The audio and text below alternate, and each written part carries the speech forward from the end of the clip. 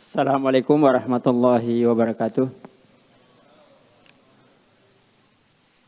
Alhamdulillah nahmaduhu ta'ala wa nasta'inuhu wa nastaghfiruh wa na'udzu billahi min syururi anfusina wa min sayyiati a'malina may yahdihillahu fala mudilla lah wa may yudlil fala hadiyalah. Asyhadu an la ilaha illallah wahdahu la syarikalah wa asyhadu anna nabiyyana Muhammadan salawatullahi wassalamu alaihi. Ya ayyuhalladzina amanu taqullaha wa qulu qawlan sadida yuslih lakum a'malakum wa yaghfir lakum dhunubakum wa may yuti'illaha wa rasulahu faqad faza fawzan 'azima. Amma ba'd.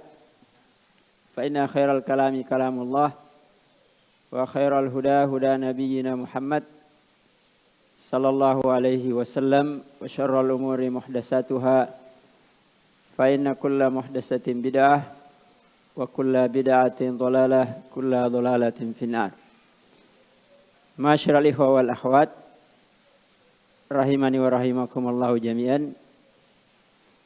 Alhamdulillah, walaupun dalam suasana hujan, ya, kita menyempatkan diri untuk hadir. Ya, mudah-mudahan ini menambah pahala dengan adanya halangan atau tantangan, tapi tetap kita hadir. Pada pertemuan yang lalu saya sudah sampaikan tentang kandungan dari risalah Salasata Usul atau Al-Usul As-Salasa. Saya tuliskan kembali di papan supaya lebih jelas. Jadi kandungannya itu apa ya? Yang pertama itu 4 masalah. Itulah dimulai i'lam rahimakallah annahu yajibu alaina ta'allumu arba'i masail. Kemudian yang kedua nanti salasu masail. Ini tentang pembagian tauhid. Aqsamut tauhid. Tauhid rububiyah, tauhid uluhiyah, dan tauhid asma wa sifat. Kemudian beliau nanti akan menyinggung sedikit tentang ahamiyatut tauhid, pentingnya tauhid, yang beliau bahasakan dengan millata Ibrahim al-Hanafiyah.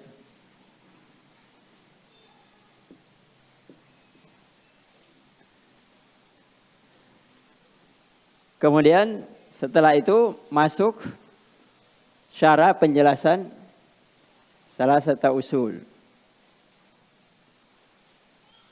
Yang nanti ditanya, dikubur, man rabbuka wa man nabiyuka wa ma dinuka. Kemudian nanti ditutup dengan beberapa penutup tentang tauhid, tentang hari berbangkit dan yang terkait dengan hal itu. Jadi itu secara umum, ya, kandungan dari Al-Usul Salasa.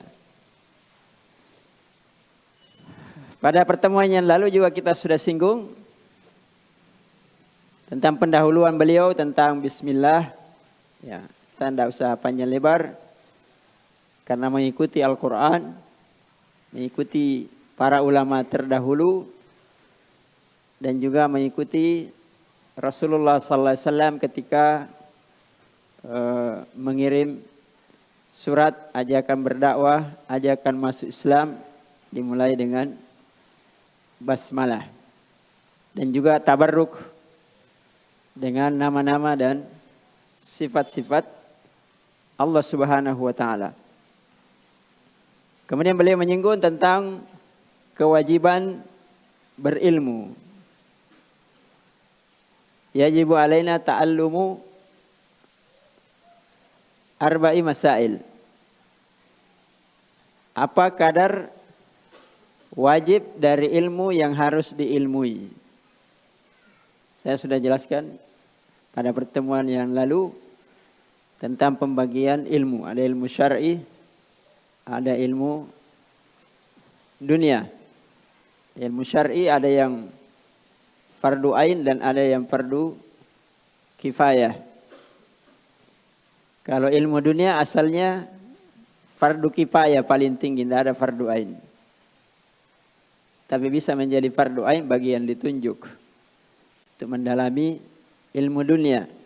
Ada yang mubah, tapi kalau dia niatkan untuk kemaslahatan Islam dan kaum muslimin, bisa menjadi derajatnya menjadi naik.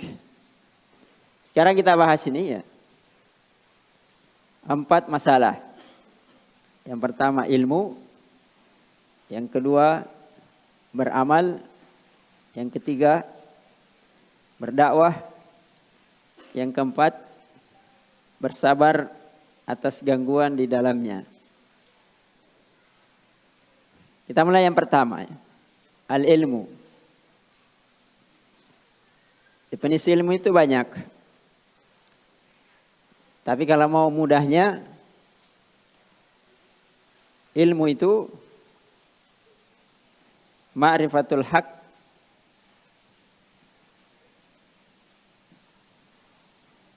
bidalilihi.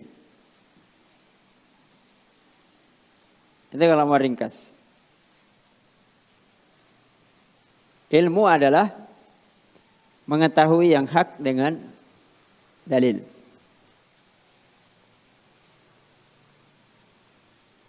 Itulah ilmu. Jadi mengetahui yang hak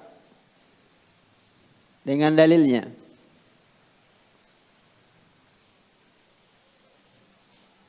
Kalau tidak tahu namanya, apa lawannya ilmu?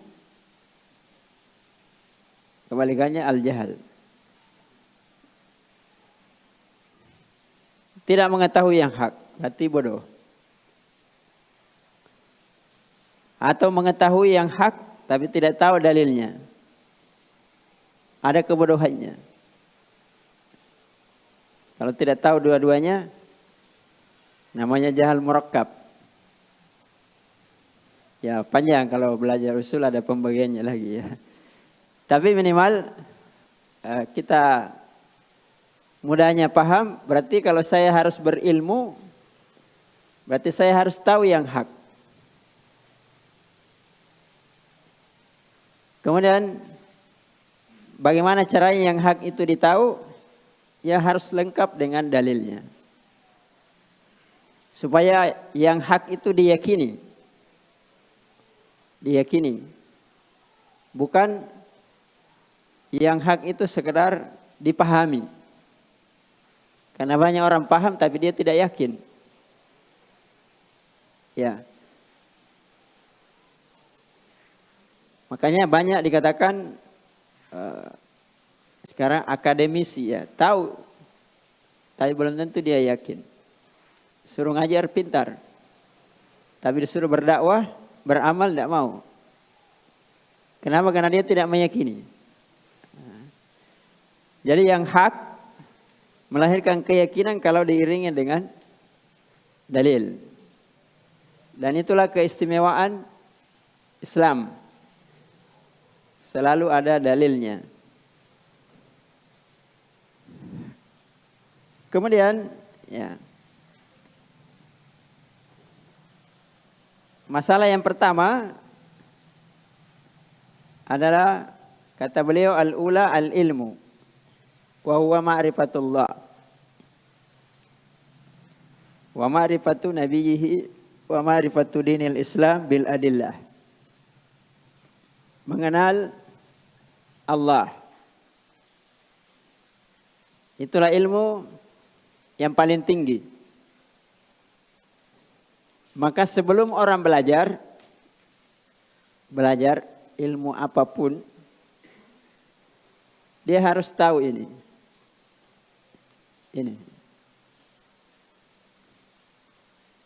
Makanya risalah ini untuk semua orang.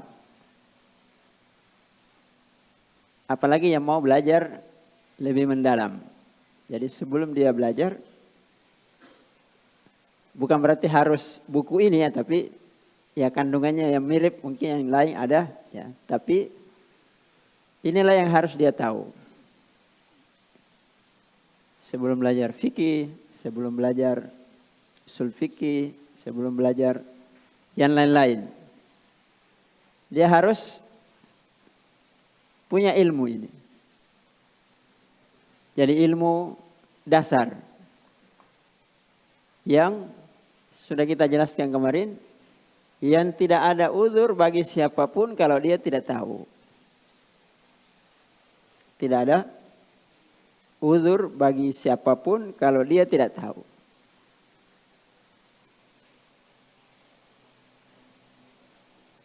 Nah, apa itu ilmu yang tidak ada uzur bagi siapapun kalau dia tidak tahu? Ini 3. Karena ini nanti yang ditanya di kubur. Nah, ini kan nanti dijelaskan di sini kan lebih lanjut. Kalau tidak ada uzur, kalau dia tidak tahu, pasti dia tidak bisa menjawab di alam kubur. Kalau tidak bisa menjawab, berarti dia tidak selamat. Jadi ngapain tahu ilmu yang lain semuanya? Kalau pertanyaan inti nanti dia tidak bisa jawab. Banyak orang kalau ditanya fikih, lengkap dalil-dalilnya, lengkap perbedaan pendapat. Tapi dia tidak tahu siapa itu Allah. Allah nama-namanya, sifat-sifatnya secara dasarnya ya, bukan mendetail, tapi pokok keimanan. Nah, ma'rifatullah disebutkan ilmu yang kadar yang harus pertama kali dan utama untuk diketahui adalah ma'rifatullah. Karena orang yang tahu siapa Rabbnya, kata para ulama, man arafallah arafa kulla syai'. Mau ditulis? Nanti ada ujiannya ya. Ujiannya gampang-gampang saja. Ya harus dipahami. Mungkin ujiannya pakai bahasa Indonesia, tapi sama maknanya. Man arafallah arafa kulla syai'. Siapa yang tahu Allah, maka dia akan tahu segala sesuatu. Apa maknanya? Ya karena segala sesuatu diciptakan oleh Allah Subhanahu wa taala. Jadi kalau kita sudah tahu siapa Allah, siapa pencipta segala sesuatu, ya yang lainnya sudah ditahu. Bahwa semua selain daripada Allah itu makhluk. Bukan ditahu segala sesuatu, ya ditahu semua, ya tidak mungkin kan. Di tempat ini saya tidak mungkin kita tahu semua apa yang di dalam tanah, apa yang ada udara dan sebagainya. Tapi ditahu bahwa itu adalah makhluk. Apakah ditahu namanya, tidak ditahu ilmunya dan sebagainya, tapi ditahu. Man dan sebaliknya, siapa yang tidak tahu Allah, man jahila. Siapa yang tidak tahu Allah, wa ma siwahu ajhal. Ya. Siapa yang tidak tahu Allah, maka selainnya, selain daripada Allah, dia lebih tidak tahu.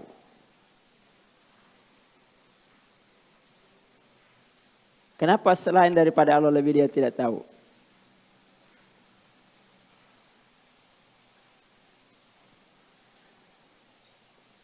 Karena Allah Subhanahu wa taala itu sudah memperkenalkan dirinya. Diturunkan kitab-kitab, diutus Rasul, itu untuk memperkenalkan siapa Allah. Ada punya lainnya? Tidak ada. Tidak ada kitab tentang batu, apalagi dewa-dewa ya. Tidak ada kitabnya, tidak ada Rasulnya. Siapa yang memperkenalkan? Tidak ada kitab tentang udara. Ya walaupun orang bisa pelajari. Tapi tidak ada ilmunya dari awal. Tapi Allah Subhanahu wa taala memperkenalkan dirinya supaya hamba-hambanya tahu siapa Allah, lengkap dengan kitab-kitab. Dari dahulu, mulai dari Nabi yang pertama atau Rasul yang pertama sampai yang terakhir. Jadi kalau dia tidak tahu Allah, maka yang lainnya dia tidak tahu. Ya makanya ini dikatakan ilmu dasar. Yang tidak boleh siapapun untuk tidak tahu. Karena Allah sudah memperkenalkan, bisa dibaca. Tidak perlu ilmu yang terlalu banyak. Tidak perlu perangkat ilmu yang kuat untuk memahaminya. Tidak perlu sarjana ya, bertahun-tahun baru bisa sarjana tentang mengenal Allah, tidak. Ya cukup mungkin beberapa pertemuan sudah mengenal Allah. Cuma kalau dia mau dalamnya ditambah saja. Tapi secara umum selesai misalnya buku ini ya dia sudah mengenal Allah dengan baik. Kalau sarjana berapa tahun? 18 tahun orang sekolah. Belum tentu juga yang dipelajari dia tahu dengan baik.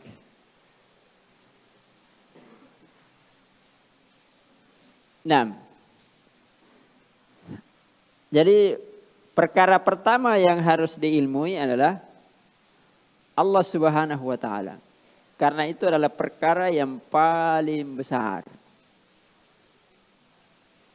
Perkara yang paling penting. Perkara yang paling wajib. Tidak ada yang lebih wajib daripada itu. Tidak ada yang lebih penting daripada mengenal Allah Subhanahu wa taala. Berarti ilmunya ilmu yang paling penting. Ilmunya ilmu yang paling agung di antara semua ilmu.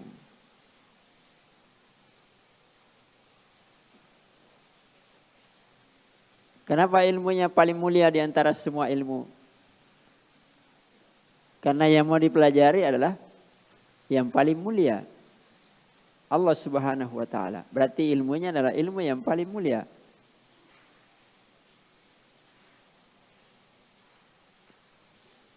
Ulama mengatakan syaraful ilm bi syarafil ma'lum.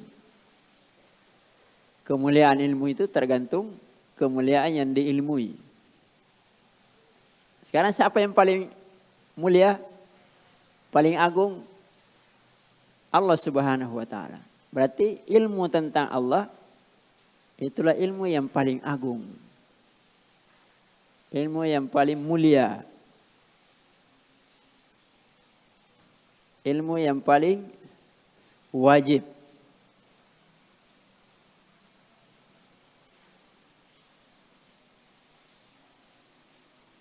Ya. Tapi ya disayangkan sebagian kaum muslimin tidak memperhatikannya.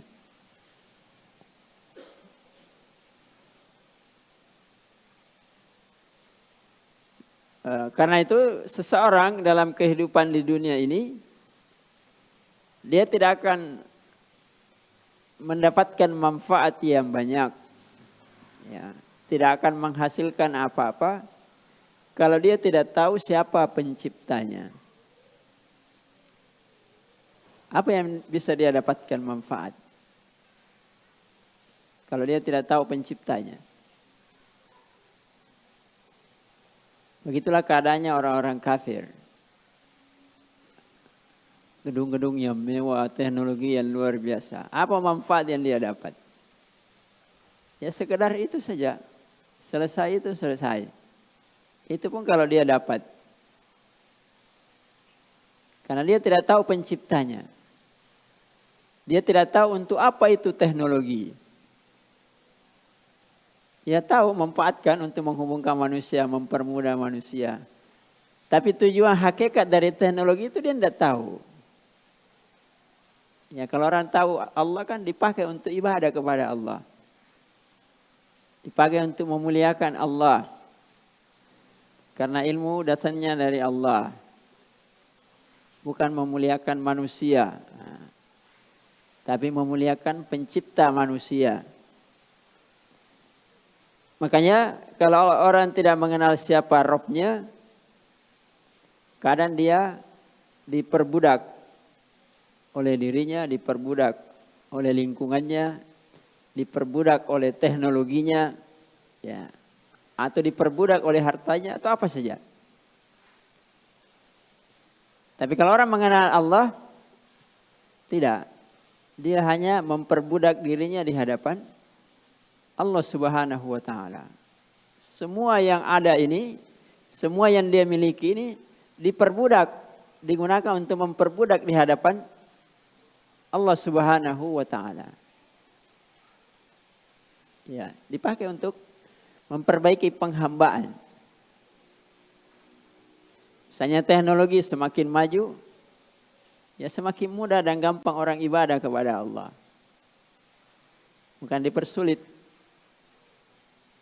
Semakin maju teknologi, semakin mudah orang belajar. Tapi kan sedikit yang memanfaatkan untuk itu. Yang coba lihat kalau di YouTube, yang paling banyak penggemarnya apa?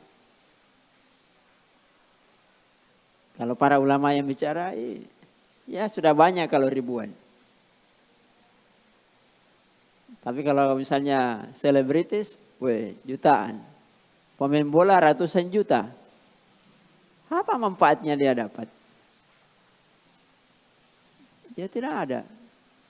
Kalau merasa menyenangkan ya kesenangan yang sebentar dan semu. Nah, kalau seorang hamba mengenal Allah, ya, maka dia akan dibukakan padanya seluruh pintu-pintu kebaikan.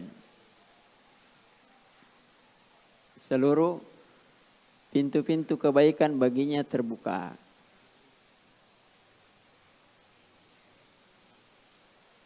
Hanya orang kalau semakin tahu Allah, semakin banyak pintu kebaikan yang terbuka baginya.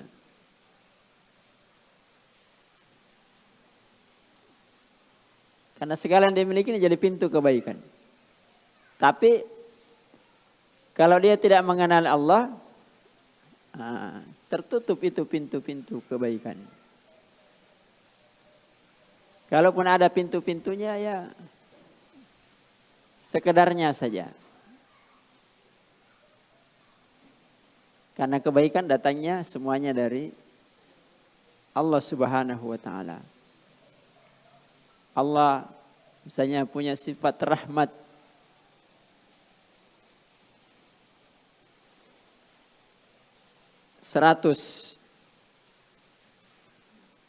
Nanti 99 kasih sayang Allah itu disisakan di akhirat. Hanya satu yang diturunkan ke muka bumi ini. Itulah yang dipakai oleh seluruh makhluk untuk berkasih sayang. Ya baru satu. Jadi ibu kepada anaknya, bagaimana sayangnya ibu kepada anak. Itu satu.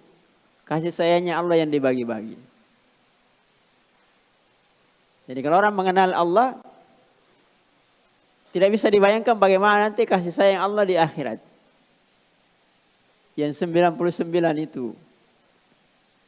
Itu pun sudah dibagi-bagi nanti hanya kepada orang-orang yang masuk surga. Ya, tidak bisa dibayangkan. Makanya surga itu tidak bisa dibayangkan kecuali hanya namanya. Tapi hakikatnya tidak. Ya karena tidak ada apa-apanya. Jadi pintu kebaikan.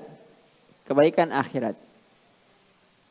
Kalau orang senang dengan kesenangan dunia, itu tidak ada apa-apanya dengan kesenangan akhirat. Itu kan pintu kebaikan. Kenapa kita ini diperbudak dengan kesenangan dunia? Karena lupa kesenangan akhirat. Kenapa lupa kesenangan akhirat? Karena tidak mengenal Allah dengan baik. Kalaupun sudah mengenal mungkin kita lalainya. Tapi kalau yang tidak mengenal kan memang tidak meyakini ada kesenangan akhirat. Makanya dia sedih kalau kehilangan kesenangan dunia. Tapi kalau orang mukmin sedih kalau kehilangan kesenangan akhirat. Apa contohnya? Kalau kita terlambat salat, itu kan kesenangan akhirat. Sedih. Padahal masih salat.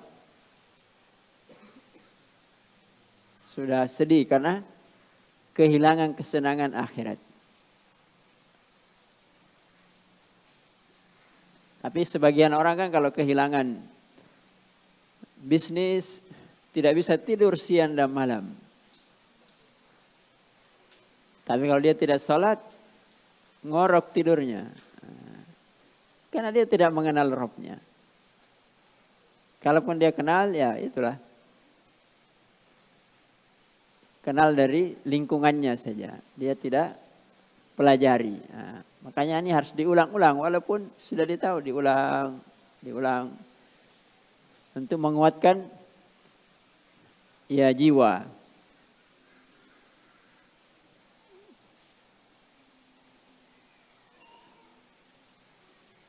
Ya karena itu sudah masyhur ya, di kalangan salaf bagaimana mereka bersemangat mempelajari ilmu.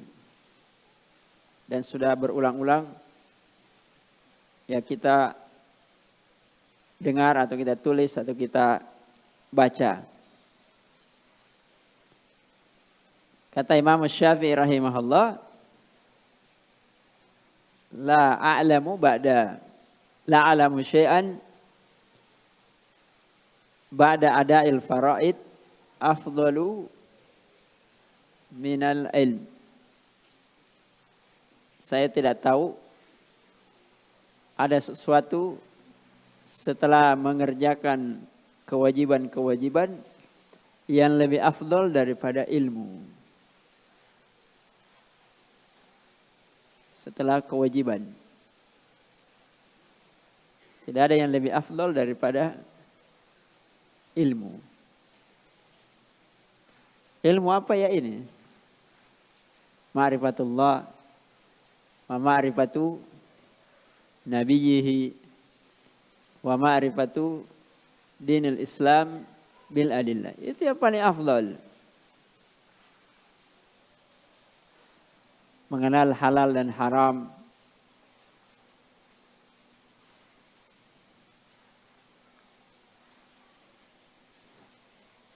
Nah, bahkan Imam Abdullah bin Mubarak lebih lagi mengatakan, atau la a'lamu syai'an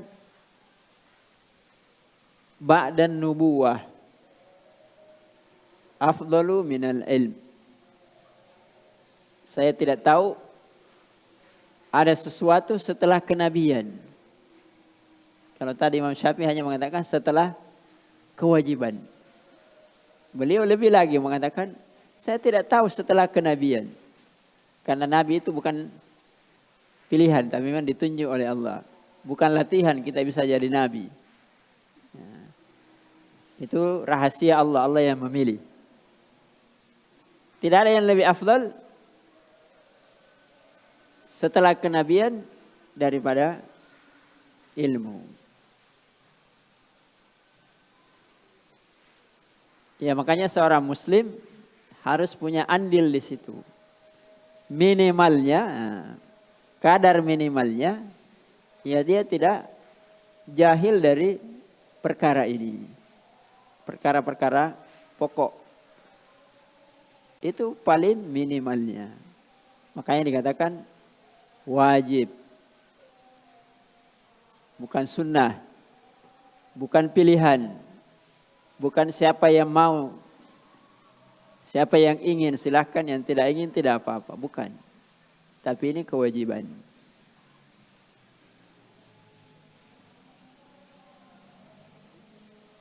Ya.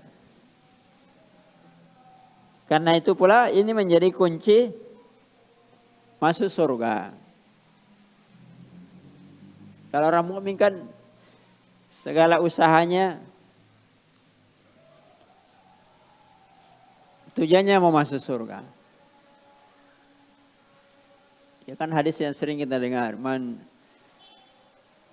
salaka tariqan yaltamisu fihi ilman sahalallahu lahu bihi tariqan ilal jannah. Siapa yang berjalan melewati jalan. Jalan apa yang dia tempuh? Yaltamisu fihi ilman. Jadi ilmu itu yang harus diiltimas, dicari. Coba lihat orang yang cari emas. Emas itu kan dalam tanah. Dicari, digali, ditapis, siram lagi air, ditapis, terus sampai dapat emas. Karena mungkin tanahnya sebesar masjid ini, yang didapat hanya bongkahan seperti ini misalnya. Tapi karena itu emas punya nilai, orang cari. Bahkan rela mati untuk itu. Rela tertimbun untuk itu. Ya maka seorang muslim juga harusnya begitu. Yaltamisu fihi ilman. Kalau dia mengais ilmu, dapat tidak dapat, Allah mudahkan baginya menuju surga. Ya. Jadi kita duduk, ini duduk surga. Makanya dikatakan majelis ilmu raudhatun min riyadil jannah. Ya majelis ilmu itu taman dari taman-taman surga. Karena itu adalah proses menuju surga. Wa innal alim la yastaghfiru lahu man fis samawati wal ard hatta al haitanu fil bahar. Seorang alim itu semua yang di langit dan di bumi selalu memintakan ampun baginya. Sampai ikan-ikan di dalam lautan. Jadi kalau orang alim itu biar tidur, ada yang memohonkan ampun kepadanya. Biar profesor, kalau bukan profesor agama, enggak ada jaminannya diampunkan dimintakan ampun oleh penduduk langit dan bumi. Ikan-ikan, berapa banyak ikan di dalam laut? Setiap hari kita makan. Sebelum kita makan itu memohonkan ampun kepada orang yang alim. Itu kan luar biasa. Ya. Wa innal anbiya lam yuwarrisu wa innal ulama wa innal anbiya atau al ulama warasatul anbiya. Ya ulama itu pewaris nabi. Wa innal anbiya lam yuwarrisu dinaran wala dirhaman. Jadi para nabi tidak mewariskan harta, emas dan perak. Innama yuwarrisul ilm. Faman akhadahu faqad akhadha bi hadzin wafir. Siapa yang mengambil bagian dari ilmu tersebut, dia telah mengambil bagian yang banyak. Jadi itulah keistimewaan ilmu yang dibawa oleh para rasul. Semakin banyak orang yang mempelajarinya, semakin berkembang, bukan habis. Ya, bukan habis. Tidak habis dibagi-bagi. Walaupun seluruh penduduk bumi mempelajarinya tidak habis. Berbeda dengan harta, ya, habis.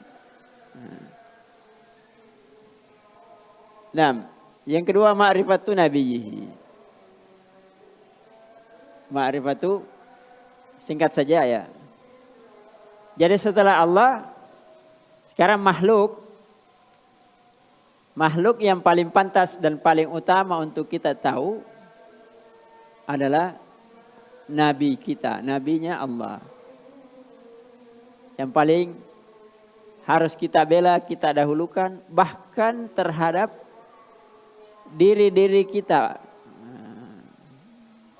An-nabiyyu aula bil mu'minina min anfusihim.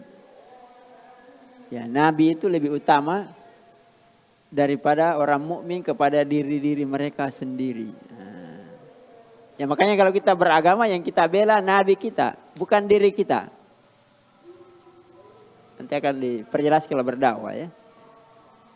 Yang dibela adalah agama Allah. Makanya orang mukmin kalau dicela nabinya mau mati. Kalau dicela dirinya ya tidak apa-apa. Karena kita ini tidak pantas untuk dimuliakan. Karena kita bukan orang mulia. Kalau nabi dipilih oleh Allah memang orang mulia. Mulia nasabnya ya. Semua sisinya memang mulia. Maka kita hanya mendapatkan kemuliaan tergantung tingkat ittiba kita kepada para nabi. Semakin tinggi ittibanya ya semakin dapat kemuliaan sesuai dengan tingkat ittiba tersebut. Bukan kita mulia dari asalnya. Karena kita bukan dipilih oleh Allah. Ya makanya harus ditahu siapa nabi kita, namanya minimal namanya ya, nasabnya kalau tidak bisa semuanya sebagian, sirahnya, dakwanya dan seterusnya yang terkait dengan nabi. Itu tidak boleh kita jahil dan tidak tahu tentang hal tersebut. Ya. Kemudian yang ketiga, ma'rifatu dinil Islam bil adillah. Ya. Mengetahui agama Islam dengan dalil. Jadi beliau dari awal sudah mengatakan bahwa wajib bagi seorang muslim itu untuk tahu agamanya dengan dalil. Supaya kita terdidik untuk ittiba'ud dalil. Bukan ittiba' orang per orang. Tapi ittiba' ad-dalil. Ya. Walaupun kita tahu dalil itu, paham dalil itu melalui orang, melalui ulama. Tapi kita mengikuti ulama bukan karena ulamanya, tapi karena dia juga mengikuti dalil. Dan itu diturunkan turun-temurun seperti itu. Dididik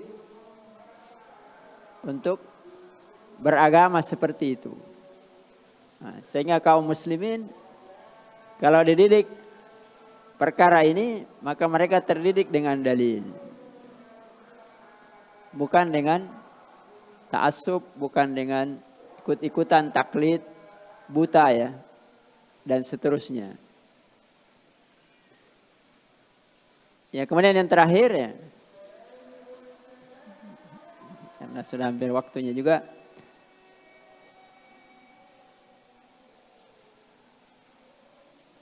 Jadi ini tiga ilmu pokok. mengenal Allah, mengenal nabinya, dan mengenal agama Islam. Maka seorang muslim, ya, perhatikan, harus, bahkan wajib, karena ini wajib meluangkan waktunya untuk tahu perkara ini. Tidak boleh tidak. Tidak ada alasan saya sibuk, saya ini, tidak ada. Ya, walaupun begitu penting, tapi sebagian manusia zuhud, maksudnya dia seakan-akan tidak peduli. Ya. Misalnya kita mau sholat, dari dahulu kita sholat, tapi jarang kita luangkan waktu mempelajari betul sholat itu. Dari takbir sampai salam. Iya kan? Ada orang dari kecil sholatnya begitu-begitu terus sampai dia mati. Kenapa? Karena tidak dididik untuk mempelajari sholat yang betul. Bukan dipelajari semua masalah yang terkait dengan sholat, tapi bagaimana sholatnya bisa betul. Setiap tahun kita puasa, tapi kadang tidak ada waktu bagi kita mempelajari puasa yang betul. Ya, berjalan begitu saja. Kita membaca Al-Quran, ya membaca Al-Quran, minimal yang biasa kita baca dalam sholat, mungkin tidak pernah kita ulang apa makna dari yang selalu kita baca itu sampai umur kita sekarang sudah berapa puluh tahun. Ya padahal itu kan kewajibannya. Minimal yang kita amalkan itu, yang kita kerjakan itu. Bukan semua yang lain disuruh, minimal kadar agamanya supaya dianggap baik. Apa yang kita sering baca? Al-Fatihah, Qul huwallahu ahad, ya, Qul ya ayyuhal kafirun. Pernah kita bahas enggak maknanya? Ya itu kan kewajiban. Tidak ada udzur untuk tidak tahu karena kewajiban. Bukan seluruh makna Al-Quran, ya. Minimal supaya agama kita baik. Saya sholat. Apa yang selalu kamu sering baca kalau sholat? Apakah pernah ditelaah minimal tahu sedikit maknanya dari Al-Fatihah, dari Qul huwallahu ahad, Qul ya ayyuhal kafirun? Ya, harusnya diluangkan waktu untuk mempelajarinya. Kenapa? Karena itu adalah kewajiban yang tidak tegak agama kecuali diketahui tentang hal tersebut. Ya, kita zakat atau haji, ya banyak orang kumpulkan saja uang.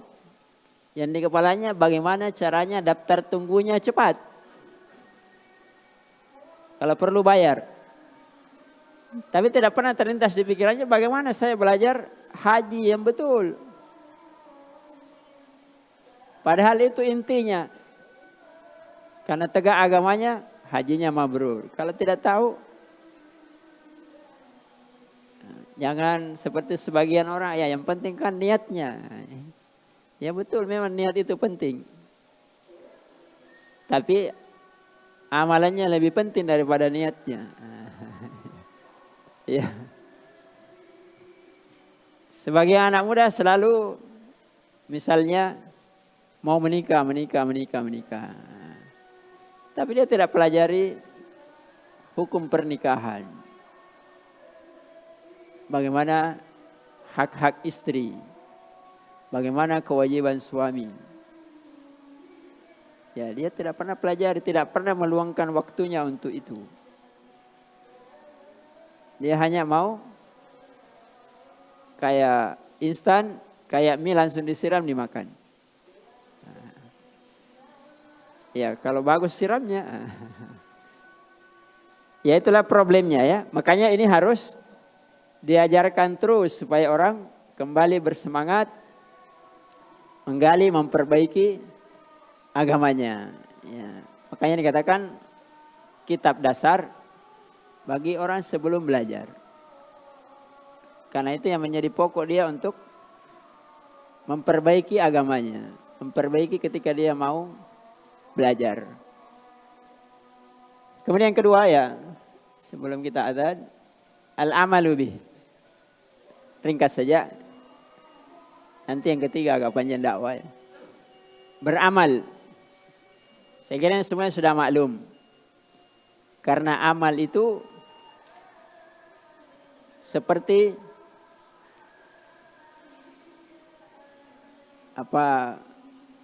sayap. Ilmu dengan amal itu seperti dua sayap. Harus selalu berbarengan. Tujuannya dipelajari, diilmui untuk diamalkan.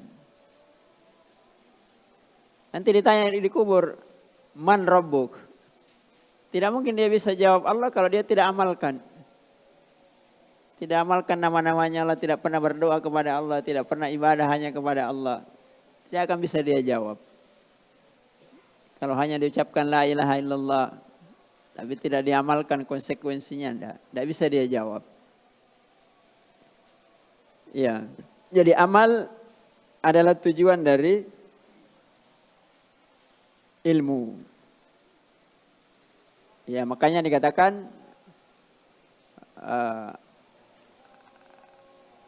al-alim, al-amil. Orang yang alim itu adalah orang yang beramal. Ya, orang yang alim adalah orang yang beramal. Karena tujuannya ilmu untuk diamalkan. Tujuannya harta untuk dinikmati. Makanya dikatakan nikmat. Kalau hanya dikumpul, ya bukan nikmat. Ya nikmat satu sisi saja, nikmat mengumpulkan. Bahkan sebagiannya mengumpulkan kan susah, bukan nikmat. Tidak tidur, keluar keringat, ya. Capek, banyak persaingan, ya ditumpuk-tumpuk saja, tidak diamalkan, tidak dinikmati. Kalau disedekahkan artinya dinikmati. Kita nikmati dapat pahala, orang nikmati dipakai, digunakan, dan seterusnya. Itulah nikmat yang sesungguhnya. Beramal, salat, walaupun ditahu kalau tidak salat, ya tidak ada gunanya. Walaupun sudah ditahu ilmunya wajib. Nah, ya saya kira itu saja ya. InsyaAllah nanti kita tambahkan dalam pertemuan yang akan datang. Mudah-mudahan bermanfaat. Sallallahu subhanahu wa ta'ala taufiq, sadat, ilman nafi'an, wa rizqan thayyiban, wa amalan mutaqabbala, wa sallallahu sallam ala nabiyina Muhammad wa ala alihi wa sahbihi wa sallam. Subhana rabbika rabbil izzati amma yasifun. Assalamu alal mursalin. Wa akhiru da'wana alhamdulillahi rabbil alamin. Assalamualaikum warahmatullahi wabarakatuh.